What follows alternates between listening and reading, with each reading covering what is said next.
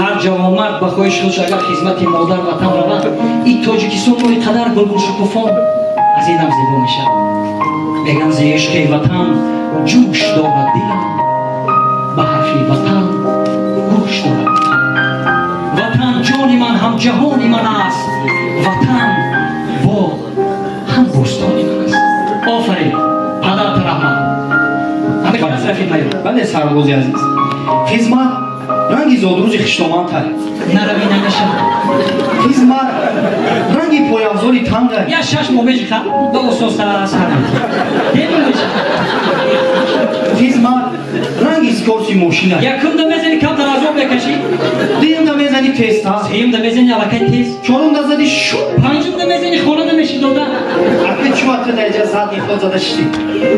آفرین آفرین خوش که رفیق میو نه رفیق پاکون همین گجایی که میخواهم کدام چستی که میخواهم با خواهش خودش روان همچه خدمت کن. فهمو یک چستی روش کردی یکم دا آشتیان زفت ورده بالاش هم که گوش داشته باشن دویم دا گوش بیران رفیق پاکونی هم خیلی چسبونه کنم اگر نشی وقتم میرم.